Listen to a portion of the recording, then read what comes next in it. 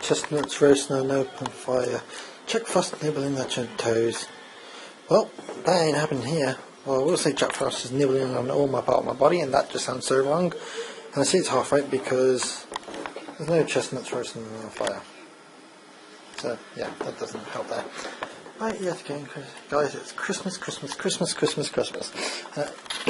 only time I do every year, I do a Christmas little review for you guys on YouTube. So hi, it's Super Kanata from Super Kanata, and today is going to be another review for obviously Christmas. So it's Christmas Time 2016 Part 1. So let's get right into it. Let's get my thing up here. I think that should be a beat rate.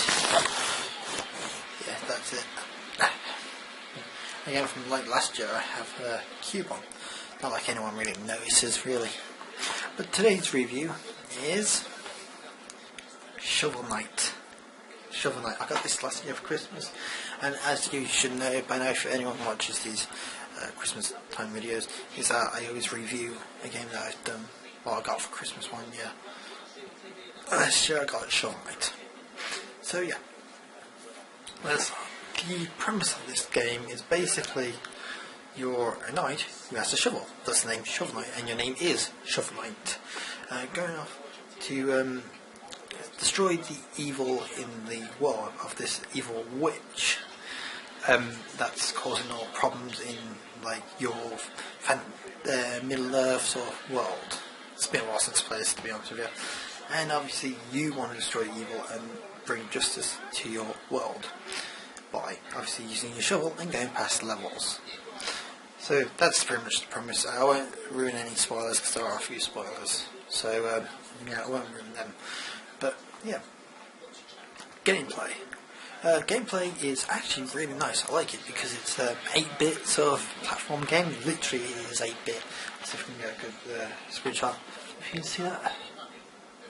Basically it's like 8-bit sort of gaming, and it's really cool. It works really well for itself, and it's also really interesting because like the style of gameplay is more similar to the Mega Man series, and also kind of a bit like DuckTales in that sort of gameplay sense.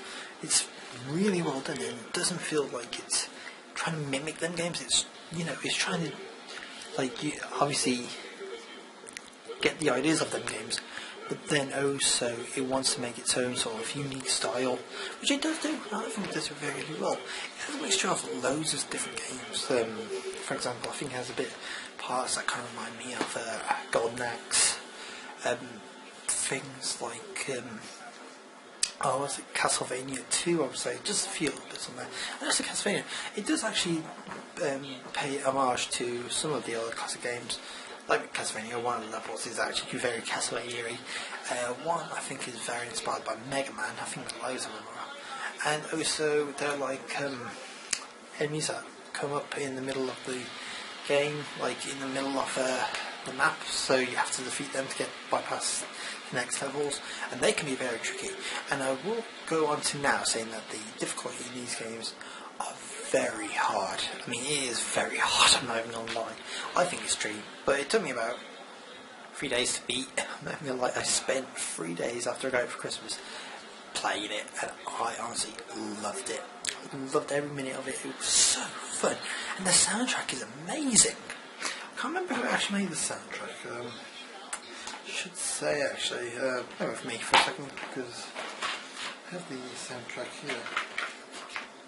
Let me see. Should say who composed it. Oh, it doesn't actually say.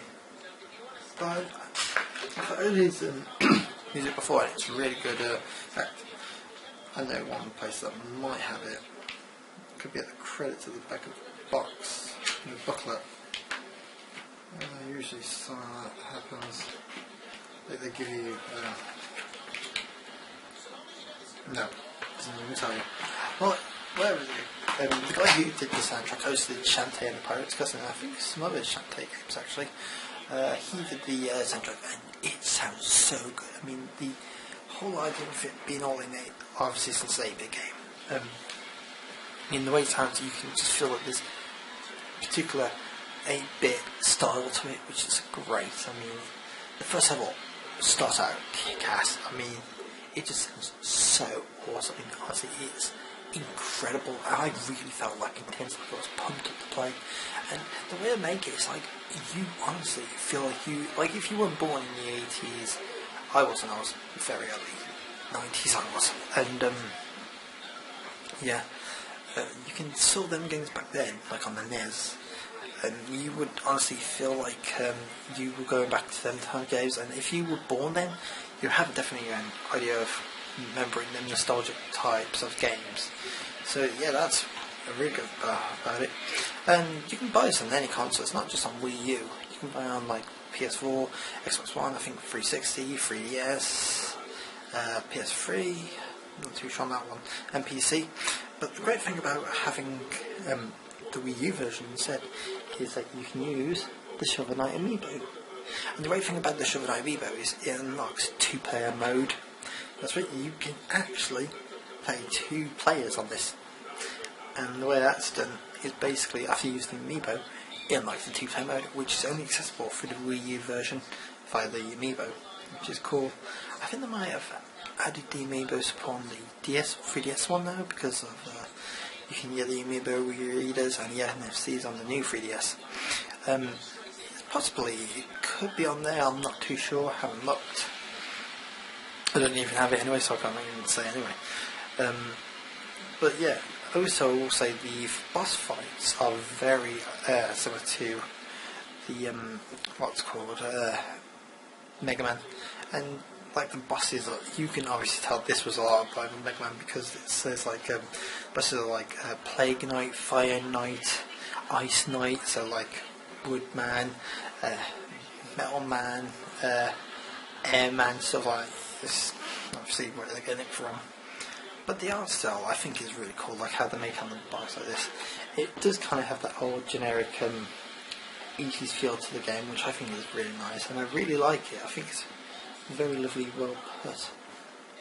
Yeah, you can tell these people who created it, what are they called again? What's it? Yak Club Games. You can tell they really love them type of games, and it's really good. And you know, you can see the effort they've really put into it, no slacking in it at all.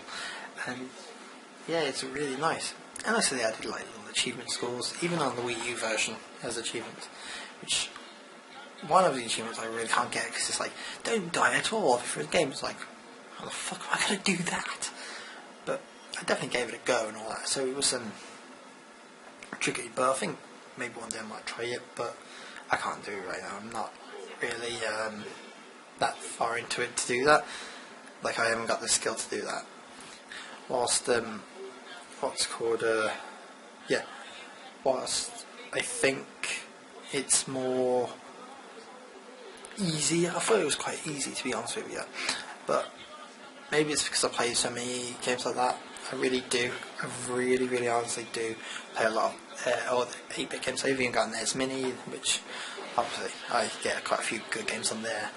But yeah, to cut this review more short, it's definitely a game you should play. It's really good.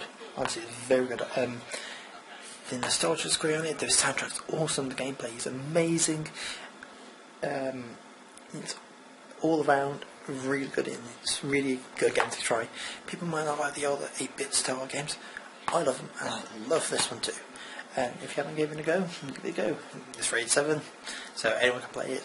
And also, yeah, I'll overall give it a 8 out of 10. It's really good, and you should honestly give it a go, guys. Sorry about my rambling this year. Usually every Christmas year looks like I'm rambling, and it also looks like I have cat ears from here, like the cat ears. It's cool. Anyway, guys, this is Supercanata. So have a nice day, guys, and Merry Christmas and a Happy New Year, and I'll speak to you on Christmas Day. Take care, guys. See you then, and enjoy yourselves.